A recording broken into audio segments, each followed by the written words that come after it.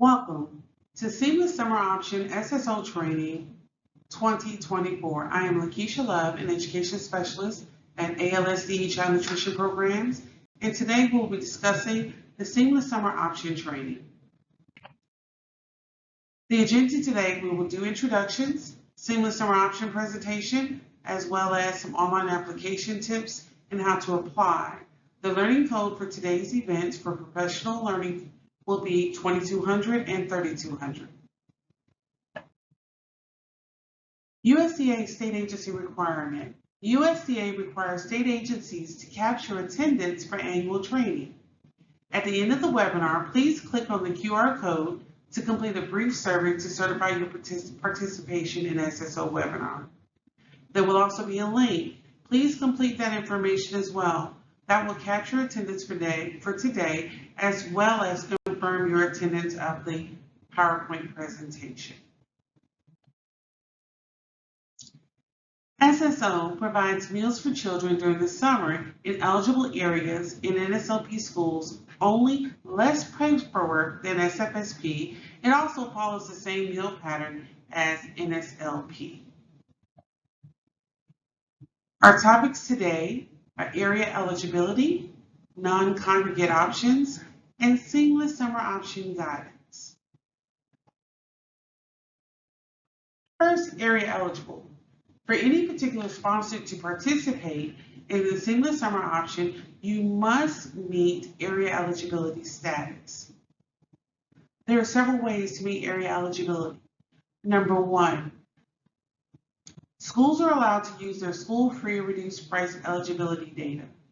The school data may be used to establish area eligibility for SFSP and SSO, excluding camps. The school-free reduced price eligibility data can be pulled from the state website as well. Number two, you can also use your school attendance area. For a site to be determined area eligible, school data must indicate that the proposed meal site is in an attendance area of a school where at least 50% of the children receive free or reduced price school meals. Your third option is the Area Eligibility Census Data Mapper, which I've included a link below. So let's talk about your school data.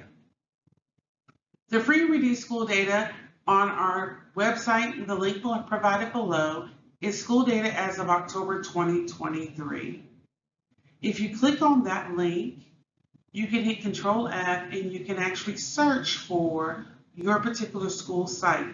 And remember that the school site specific for your school data. On the right-hand column will be your free and reduced percentages that will relate to your actual school's data. If you are a school or SFA that participates in CEP data, the CEP data can only be used for a CEP participating school. You will use the DC percentage and you will multiply that DC percentage times the 1.6 multiplier. That will provide you with your free and reduced meal percentage for that particular site. Area eligibility. Here's an example of your CEP. Now remember, CEP stands for Community Eligibility Provision. If you go into the online application and you click on your DC percentage, if you are a CEP participating district, you will find the actual meal site and you will locate your direct certification percentage. Multiply that by the 1.6 multiplier, and if it is greater than or equal to 50%, then that school site is area eligible. Your DC percentage must be at least 31.25% to be able to equal 50%. If you are a CEP school and you want to use your direct certification data, it must be used from the base year itself. On the Seamless Summer online application, that information will go into number 4. As you can see on the slide, 4A is where you would enter your current free reduced eligibility. So that will be your actual DC percentage itself. Then on letter C for 4C, you would actually click on the drop-down button, select Other, and then you would type in your ISP percentage times the 1.6 multiplier and give the answer, and that will put you over 50%. Now, if you're using area eligibility for attendance area, if a school is located within the geographical boundaries of an attendance area of a school where at least 50% of the children are certified eligible for free or reduced meals, then you can use that school's percentage. When determining if you're area eligible of a school site, you must make sure that the school that you are using must be in the same attendance area. For an example, if you have a high school that does not meet the 50% or more for enrolled children eligible for free or reduced meals, you can look at other schools in the same area to qualify. So an example, if it is a middle school in the same attendance area as the high school, but the middle school has the 50% or more enrolled children, then the high school can use actual information from the middle school and vice versa.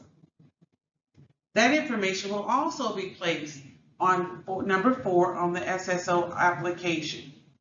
So in the SSO application for 4A, you would actually put the school site that's serving the meals, you would put their free and reduced percentage. On 4B, you would actually put the school in the attendance area that you're using to qualify for the area eligibility and that school's free and reduced percentage. So for an example, this particular school put 39.61 for 4A. That is their free and reduced percentage. For 4B, they're using Kate D. Smith Dar Elementary School. Their free and reduced percentage is 62.27%.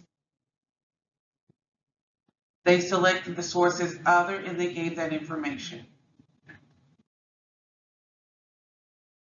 Now let's talk about your census data, okay? In this particular slide, I went ahead and provided the actual link for the census area eligibility map for census data, all right? If you're using the census data, you can establish the GEO ID code for the school address in the area eligibility mapper. So you would type in the area eligibility map, your address, and the free and reduced percentage captured in either the census tract data for either age group 0 through 18 or 0 through 12, and you would enter that information. So for an example, this particular school site's free and reduced percentage is 46.27%.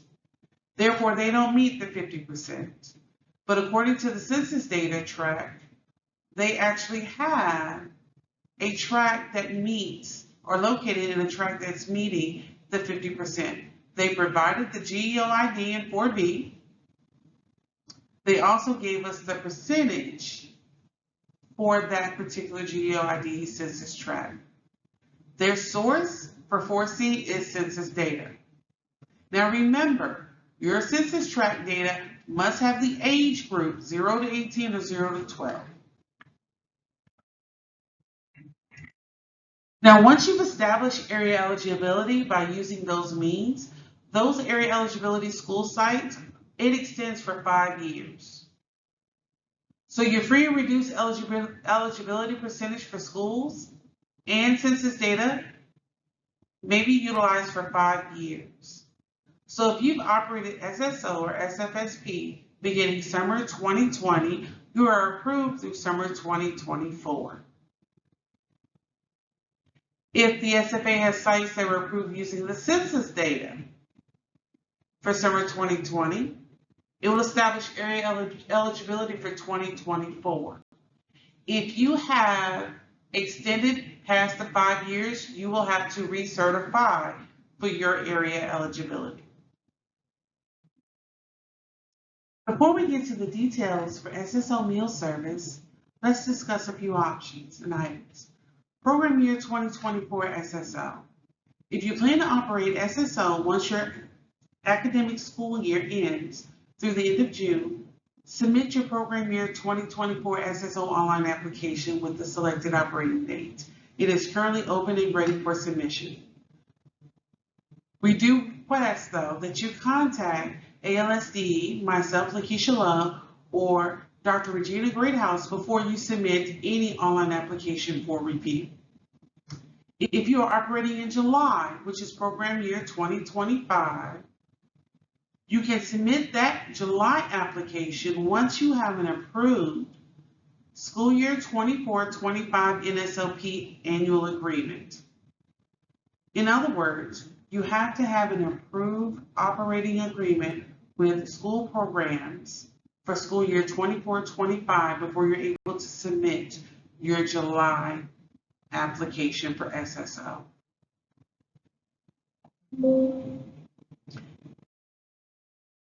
So let's talk about meal service.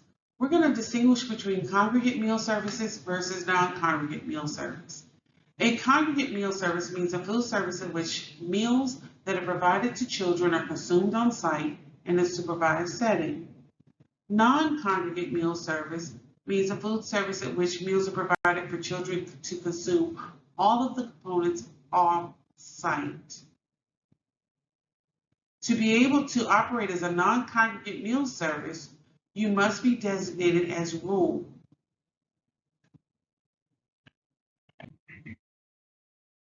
So, SSO non-congregate meal service facts. Schools, of course, have priority over nonprofit sponsors to operate a non-congregate site. Make sure you have a projected level of participation, and it's an important factor in improving a rural site to serve non-congregate meals. You must have a registration process in place to prevent meal duplication. Also, schools must use the point of sale systems to allow to register guests, or sponsors must have an approved procedure in place to maintain a roster and register guests, such as Google Forms.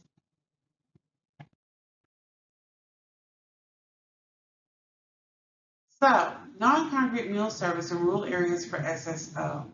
You can use the rural designation map to link to determine rural location, or you can have a request for a rural pocket area, which is pending ALSD and USDA approval. All right, let's go to the definition of rural, according to USDA. The term rural is defined as any area in a county which is not part of a metropolitan statistical area based on the Office of Management and Budget's delineations of metropolitan statistical areas. Any area in a county classified as a non-metropolitan area based on RUC or UIC. Any census tract classified as a non-metropolitan area based on RUCA. Any area of a metropolitan statistical area which is not part of a Census Bureau defined urban area. Any area of a state which is not part of an urban area as determined by the Secretary.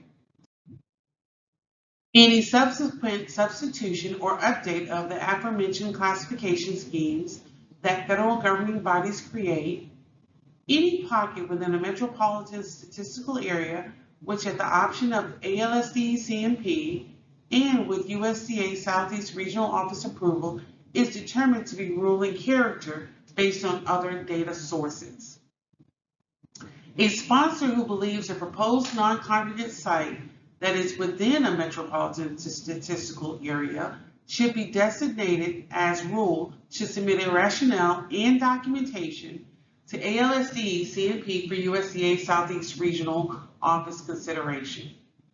Factors to be considered for the location of potential non-congregate sites. So here are some factors. Number A rural pocket with a population ranging from 2,500 to 49,999 that is not part of a large labor market or metropolitan area according to maps provided by the USDA Economic Research Service. The maps are listed below. You have the Alabama Rural Definition state level maps, maps of Alabama's counties, or B has a population of fewer than 2,500 according to the census information. Now, site eligibility. Remember, area eligibility is site specific. So if you're trying to operate a non-congregate site, meal service at a site, 1, the site must be rural. 2, the site must not serve in an area where children will receive the same meal at an approved congregate meal site unless it is demonstrated that meal duplication will be avoided. 3, serve in an area in which poor economic conditions exist or is approved for reimbursement only for meals served to free and enrolled children who meet the program's eligibility standards. And distribute no more than the allowable number of reimbursable meals that will be provided over a 10 calendar day period. Now, sites that will offer both congregate and non-congregate meal services, aka hybrid sites, must do all of the above plus only conduct a non-congregate meal service when the site is not providing a congregate meal service, and prevent overlap between meal services and reasonably ensure children are not receiving more than the daily maximal allowance of meals. So in other words, a site cannot operate a congregate and non-congregate service for the same meal. All sponsors must have some procedures in place to make sure that meals are not duplicated and the meal service cannot overlap. So therefore, if you are serving breakfast congregate and want to serve a non-congregate lunch at the same site, you cannot give lunch out during breakfast. New sites. A new site means a site which did not participate in the program in the prior year, or it can be an experienced site that is proposing to operate non-congregate meal service for the first time, or as determined by ALSDE CNP, a site which had experienced significant staff turnover from the prior year. Those are examples of a new site. If you have a site that is switching from congregate for the summer of 2023 to non-congregate in the summer of 2024, it will be considered a new site. If you had a site this year that is participating in summer 2024, but did not participate at all summer 2023, it is considered a new site. Sites that are switching from a congregate meal service in the prior year to now operating a hybrid site, which means they are operating a congregate and a non-congregate meal service, is considered a new site as well.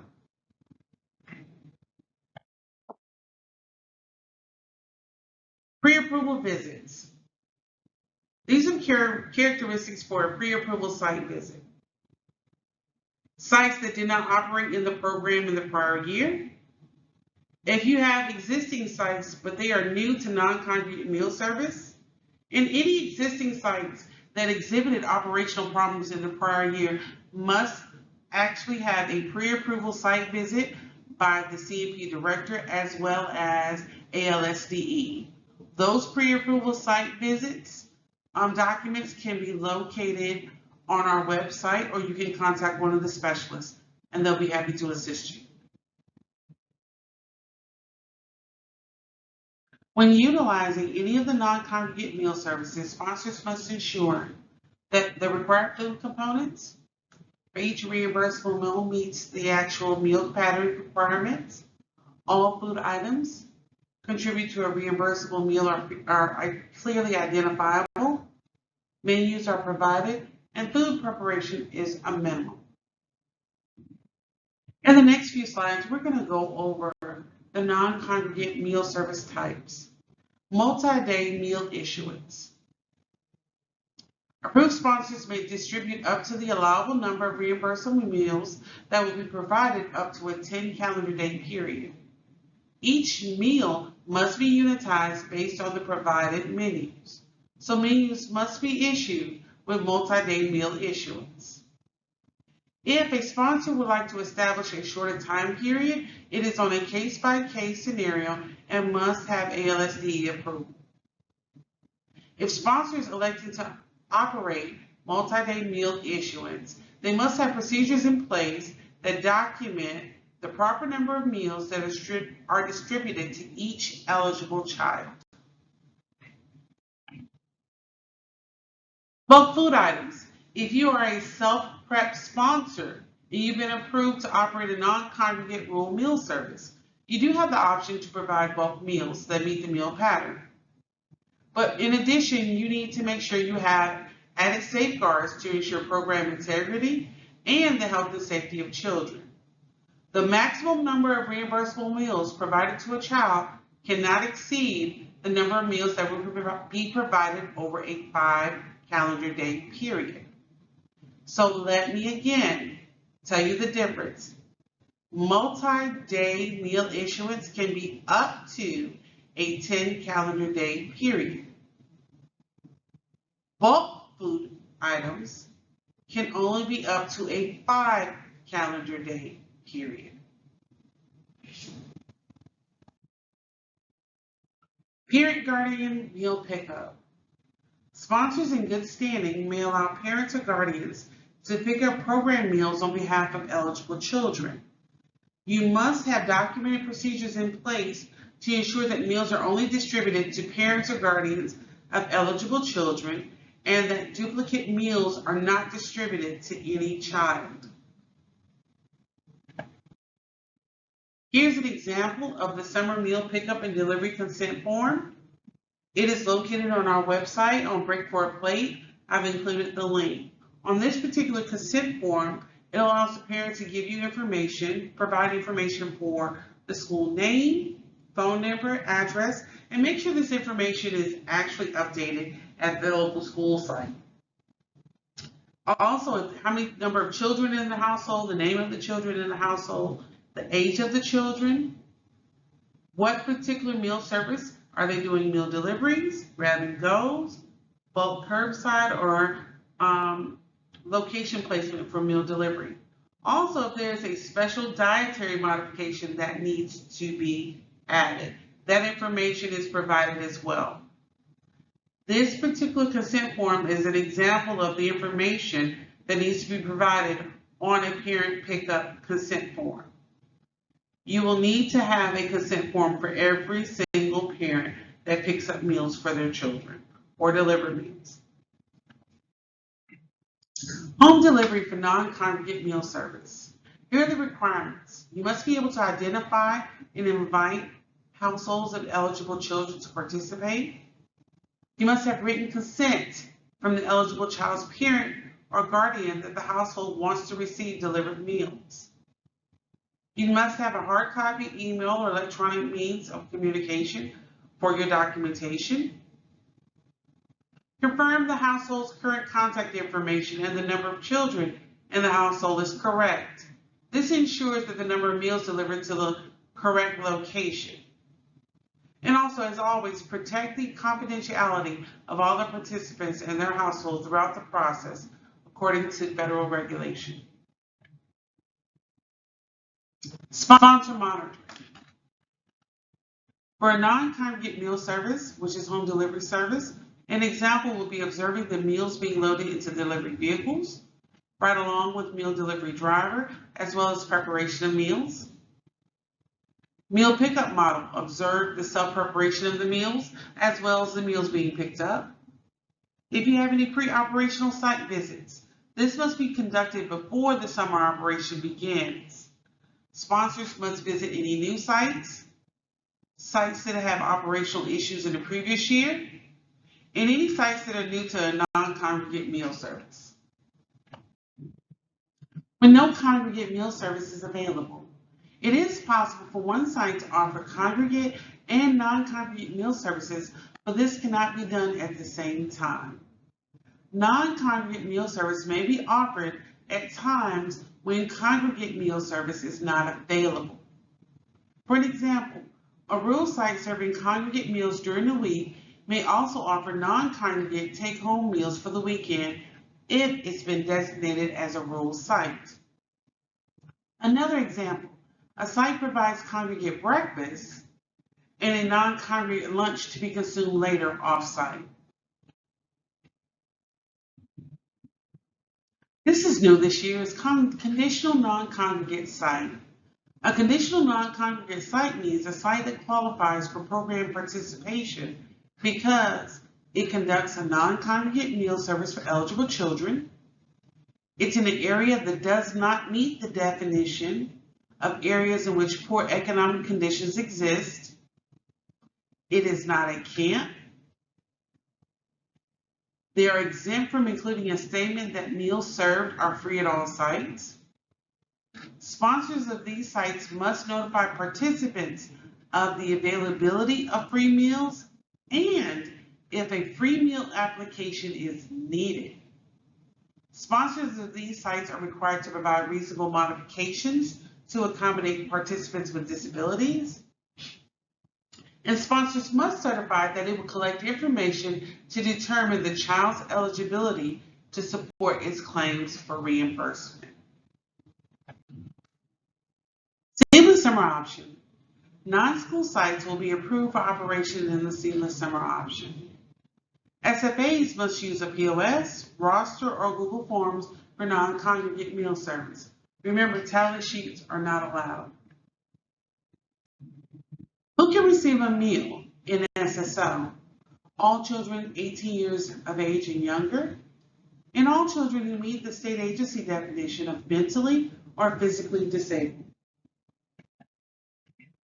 So let's talk about the site types for SSO. You have rural sites, which can be open sites. You can also have restricted open sites, closed enroll sites, migrant sites, which has to be state agency approval, and camps.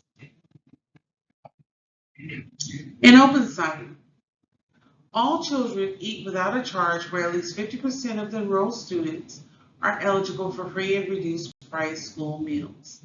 This is a first come, first served basis. Restricted open site.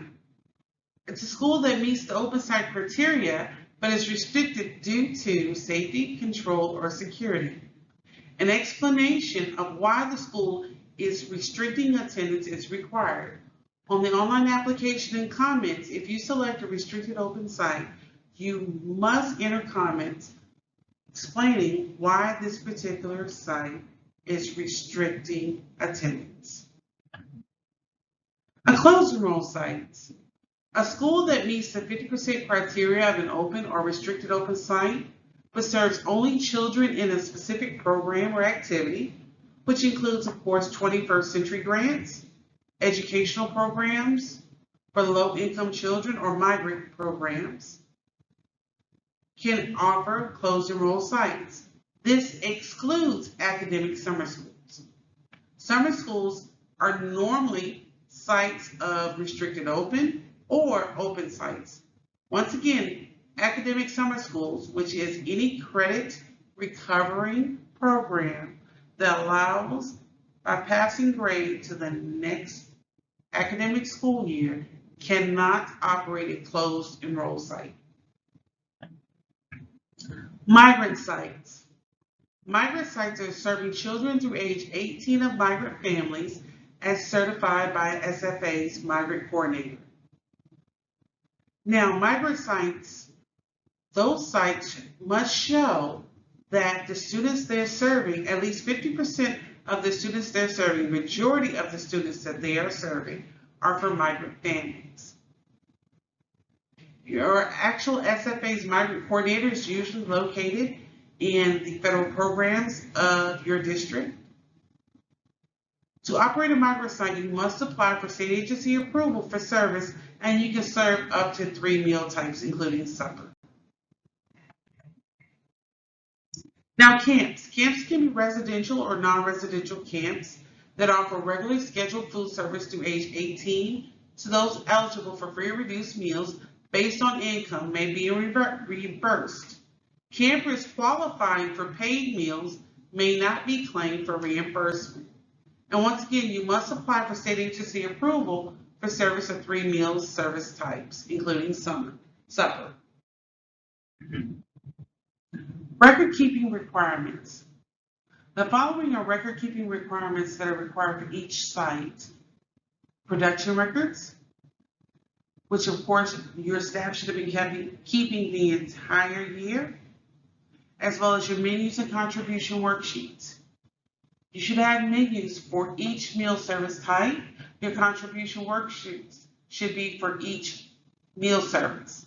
How does that particular menu meet the meal pattern requirements? Your daily meal counts can either be separated by meal service or at the end of the day, but your daily meal counts should be separated by each meal service with an end of day report. This information can be pulled from your POS or your Google Form documentation. And as always, keep all of your documentation.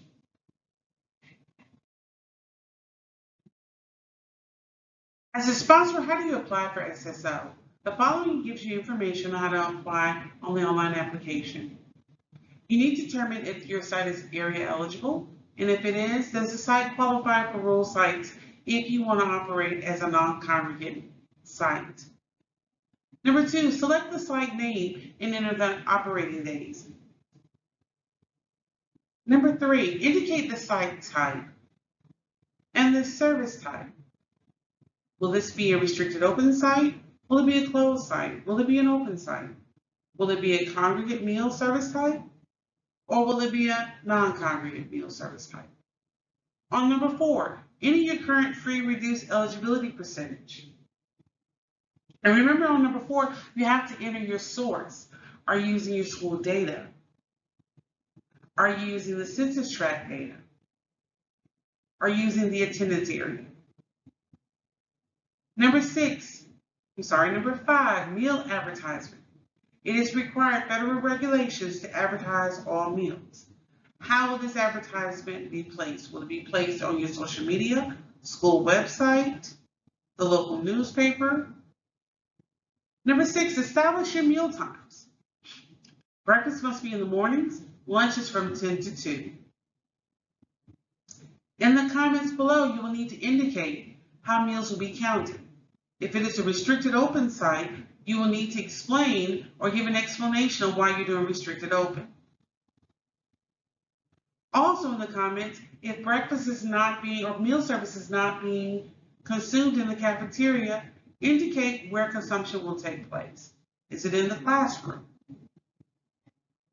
Just keep in mind, tallies are not allowed.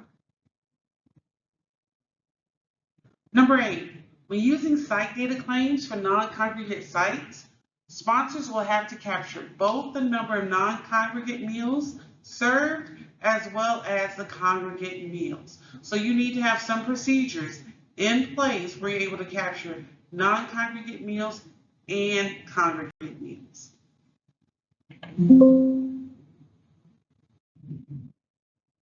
Thank you for reviewing the Seamless Summer Option Training. As you see below, we have an SSO survey question with the QR code and link below. It is imperative that you fill out this information for us to confirm your attendance in completing the viewing of this particular training. If you have any questions, please feel free to contact myself, Lakeisha Love, Ms. Debbie Harris, or Dr. Regina Grayhouse.